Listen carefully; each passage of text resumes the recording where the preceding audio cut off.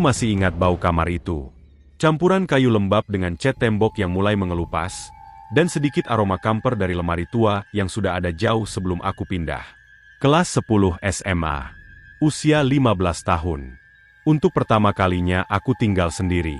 Rumahku jauh dari sekolah. Terlalu jauh untuk pulang pergi setiap hari.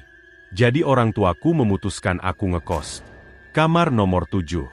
Letaknya di ujung lorong lantai 2. Lorongnya sempit dan lampunya kuning redup.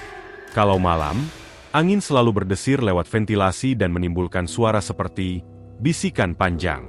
Kamar-kamar lain berjejer rapat, dindingnya tipis. Kalau ada yang batuk di kamar sebelah, aku bisa dengar jelas. Tapi malam itu, tidak ada suara apa-apa. Aku tidak tahu jam berapa. Yang jelas, aku terbangun tiba-tiba. Bukan karena mimpi, bukan karena suara, bukan karena panas. Tapi seperti ada yang membangunkanku. Mataku terbuka pelan. Gelap, hanya sedikit cahaya dari lampu lorong yang masuk lewat celah bawah pintu. Aku masih setengah sadar. Badanku terasa berat. Dan saat itulah aku menyadarinya. Ada sesuatu di ujung kakiku. Awalnya samar, seperti bayangan yang lebih gelap dari gelapnya kamar. Lalu mataku mulai fokus. Dan jantungku berhenti. Seorang nenek berdiri tepat di sudut kaki ranjangku. Dia memakai kebaya. Kebaya lama. Warna pucat, entah krem atau putih kusam. Rambutnya disanggul rapi. Ia memakai kacamata bulat tipis, model lama. Wajahnya tidak marah, tidak tersenyum. Ekspresinya kosong. Dia hanya berdiri, menghadap ke arahku. Tidak berkedip, tidak bergerak. Aku tidak bisa teriak. Selama beberapa detik aku benar-benar membeku. Otakku berusaha rasional. Mungkin teman iseng. Mungkin ibu kos. Mungkin aku masih mimpi. Tapi, pintu kamar terkunci dari dalam. Dan dia berdiri terlalu diam, terlalu sunyi.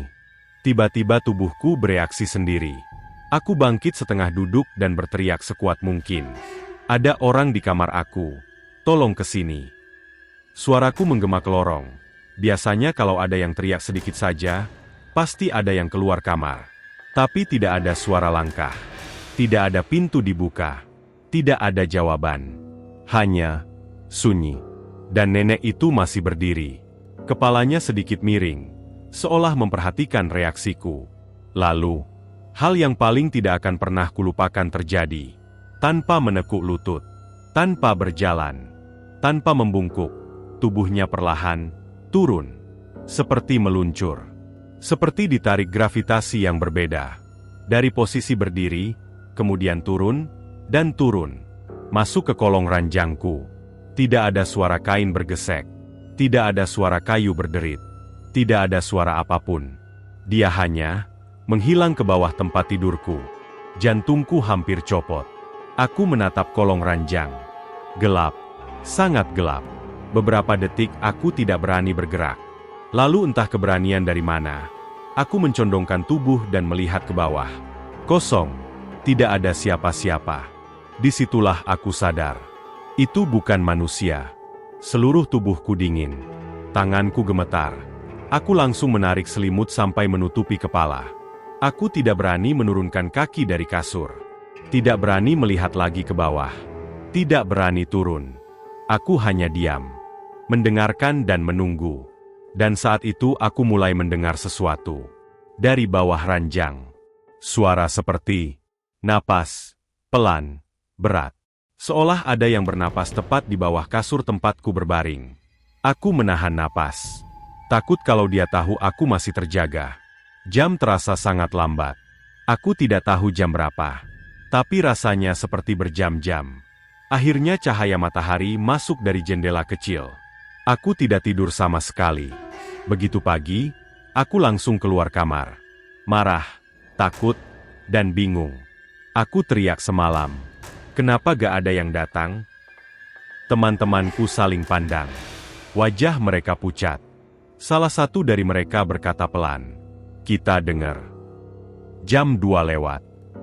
2 lewat berapa? Tanyaku. Jam 2.16. Tubuhku merinding, Tepat jam 2.16. Aku melihatnya. Kami sedang sarapan di ruang tengah kos. Televisi menyala. Tiba-tiba muncul pengumuman duka cita. Seorang nenek meninggal dunia. Wajahnya muncul di layar. Aku membeku. Itu wajah yang sama. Kacamata yang sama. Sanggul yang sama. Kebaya yang sama. Dan yang membuat darahku seperti berhenti mengalir. Jam meninggalnya tertera di layar. Pukul 2.16. Sendok di tanganku jatuh. Kupikir itu selesai. Ternyata tidak. Malam berikutnya aku tidak bisa tidur. Aku selalu melihat kolong ranjang dulu sebelum naik kasur. Kosong. Tapi setiap pukul 2 lewat, aku mulai merasa sesuatu. Udara di kamar berubah dingin. Kadang terdengar suara kayu, tek. Kadang seperti kain terseret. Dan suatu malam, tepat 2.16, kasurku sedikit bergetar. Seperti ada yang mendorong dari bawah. Pelan, tapi jelas. Beberapa minggu kemudian aku mulai mendengar suara. Bukan keras. Seperti bisikan perempuan tua. Tidak jelas katanya apa. Kadang terdengar seperti, "Sudah lihat." Kadang hanya desahan panjang. Aku mulai kurang tidur. Lingkaran hitam di bawah mataku makin jelas. Teman-temanku bilang aku sering melamun. Aku tidak berani cerita lagi. Karena mereka juga mulai takut. 3 bulan setelah kejadian pertama, aku bangun lagi. Tanpa sebab. Aku tahu jam berapa tanpa melihat. Pukul 2.16. Aku tidak mau melihat ke kaki ranjang. Tapi rasa penasaran mengalahkan. Perlahan, aku menurunkan selimut. Dan kali ini, dia tidak di ujung ranjang. Dia sudah setengah keluar dari kolong. Wajahnya sangat dekat. Kacamata itu memantulkan sedikit cahaya. Dan untuk pertama kalinya, dia tersenyum. Senyumnya terlalu lebar. Terlalu panjang. Seolah wajahnya hampir robek. Dan dia berbisik jelas.